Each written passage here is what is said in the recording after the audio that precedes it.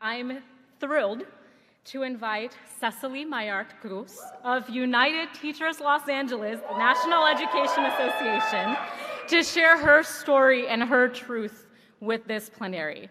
Cecily helped lead over 30,000 educators on strike earlier this year when collectively they won improved conditions for themselves, as well as groundbreaking racial justice improvements for their students. Because if we can count on any group to show up for their communities, it's educators. A teacher for 23 years, both at the elementary and middle school levels, she brought the house down at this year's YDSA conference, and I can't wait to hear from her right now.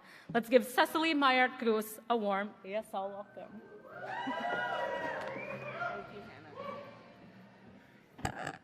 All right. Good evening, sisters, brothers, and non-binary siblings. My name is Cecily Myart Cruz, and I am United Teachers Los Angeles NEA Vice President, and I'm humbled by the invitation to share with you tonight. For as long as I can remember, I have been an organizer and an activist.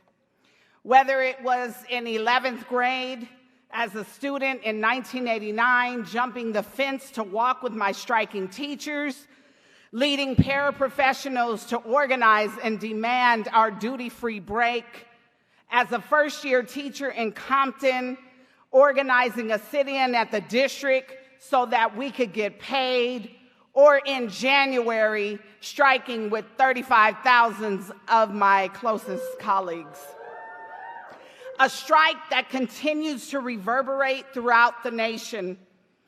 Our strike did not happen overnight.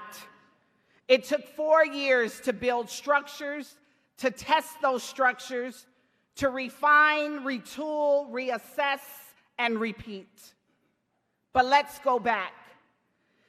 In 2011, progressive-minded folks passed a resolution called the Schools Los Angeles Students Deserved. It was shelved by our former president of the union. We assessed the terrain of our union and how to take it over. And in 2014, we were elected, and we used the Schools Los Angeles Students Deserve as an umbrella of what was needed. We needed to change our union from being a service model to an organizing one.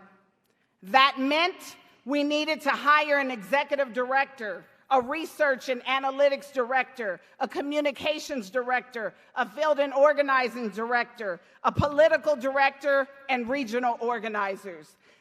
That was a lot. But we needed that. We needed all of these positions to enact a change that our union needed and deserved. And so we got to work, conducting a deep organizing plan with students, community organizations, parents, where our goal was to listen to the community and lift up our issues and theirs simultaneously. We also began going to school sites. We have 925 of them. We led bargaining and listening sessions with members, and we did the same with the community. We used the model bargaining for the common good to lift up our issues along with the communities. And in order for folks to actually buy in, we needed to be real. We needed to be authentic. But meanwhile, the district and the privatizers with their neoliberal agenda said the district was broke on purpose. They created a crisis, they starved our schools, and then they blamed educators. Educators lay dormant, working and providing for our students. They never asked for much except RESPECT.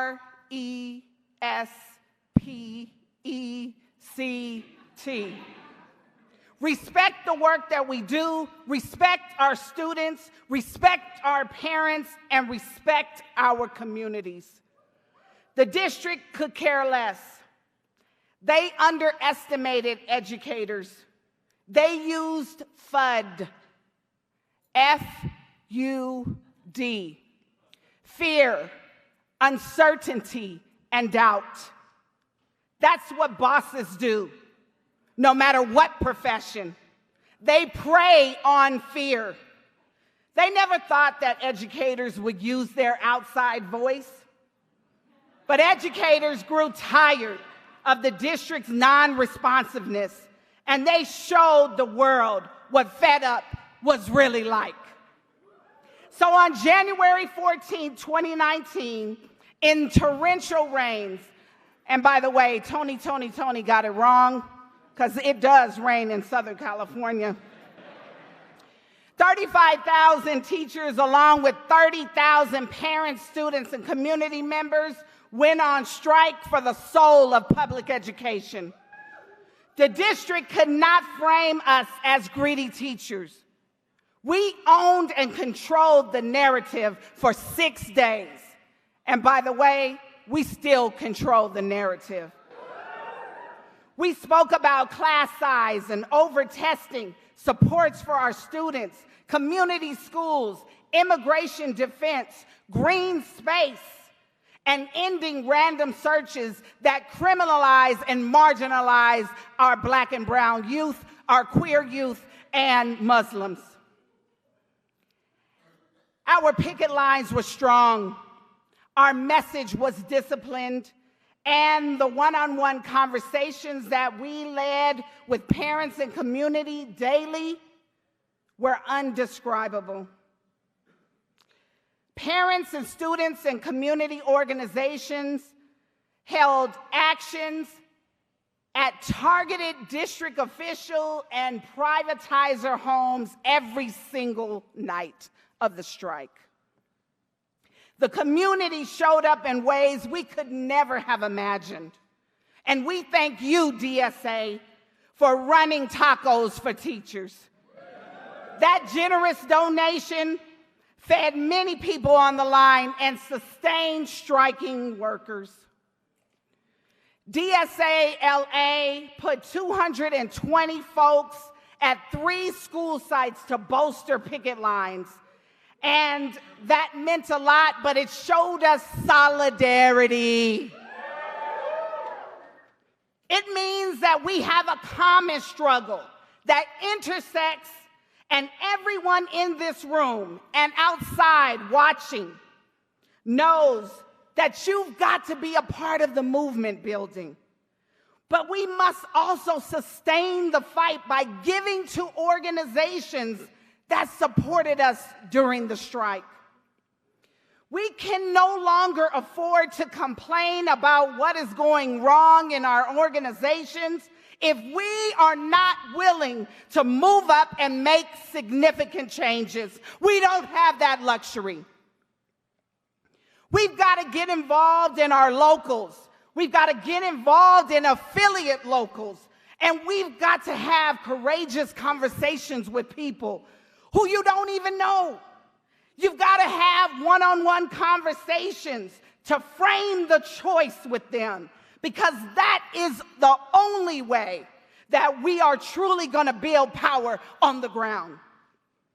Now, I see teaching as a revolutionary act, just the way I see organizing. It's hard, it's messy, and sometimes it can be too much. But you can never allow fear to win. We must engage folks to take action in different ways. And we must make every work site an anti-racist one.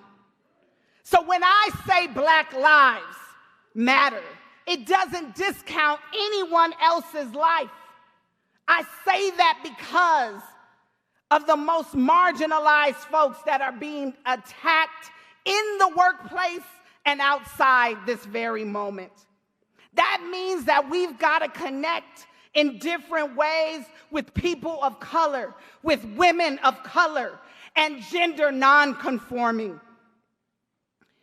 We must have them centering our work to move our organizations forward. We are looking for co-conspirators and accomplices in this struggle. And as far as our youth, they are not the future. They are the present. And we need to wrap our arms around them because they are leading in this moment. We must walk alongside them. They are watching us, and it is up to us to change where we are, to engage with them in a way that shakes the very foundation of our nation. This isn't a moment, this is a movement. This is not a sprint, but a marathon. The time is now to lead, to act boldly, and to be unapologetic in our quest for building power and complete liberation of our people. Solidarity.